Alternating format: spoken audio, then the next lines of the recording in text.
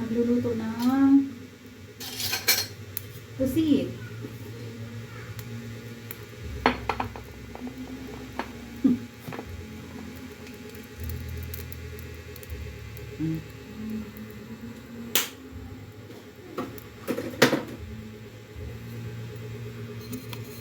Kita-kita yung aking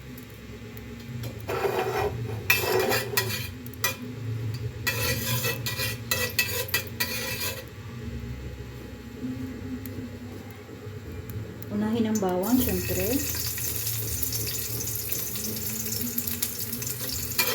Pag yan ay nag-brown, isunod ang sibuyas, syempre.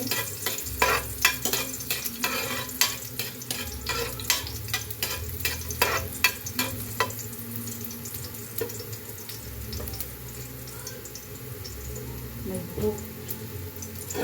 Ingatan na huwag mahalo ang buhok.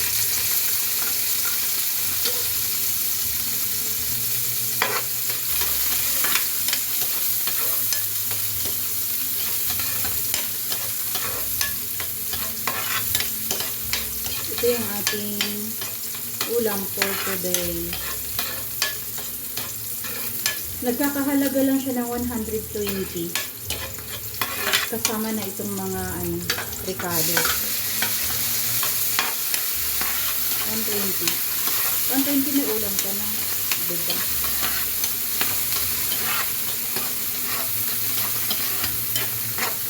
Mahal ang mga bilihin. Totoo lang. Gusto Lord. At yung ating green chili.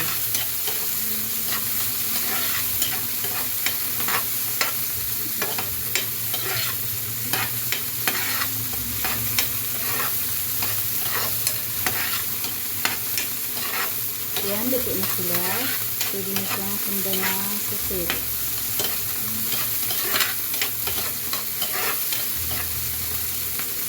Yan na yung pusit natin.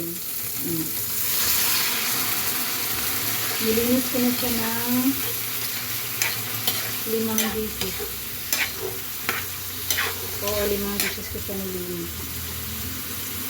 Pinagasan ko siya ng 5 dishes. Tinanggal ko yung plastic niya sa likod. At yan.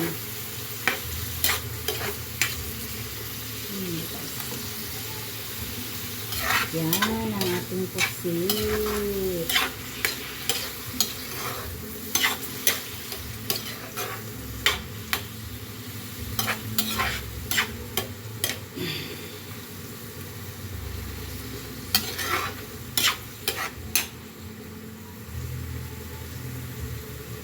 Diba?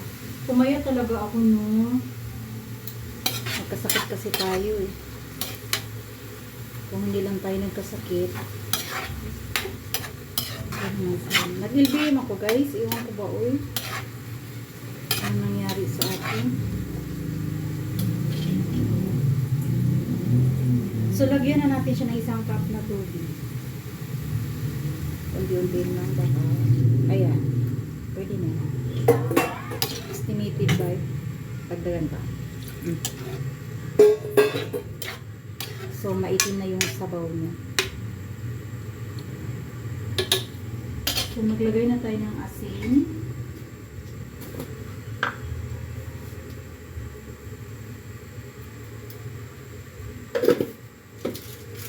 At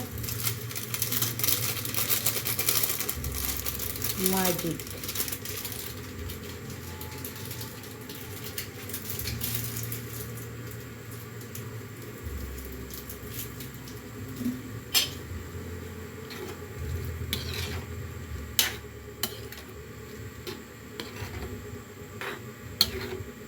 So, antay natin maging 20 minutes tapos luto na siya.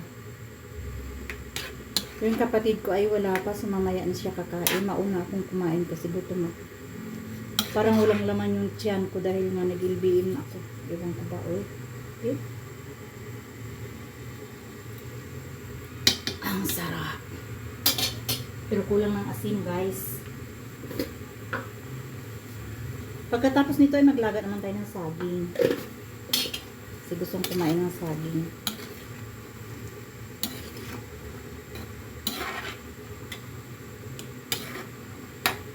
Ayan, so tatakpan na natin siya.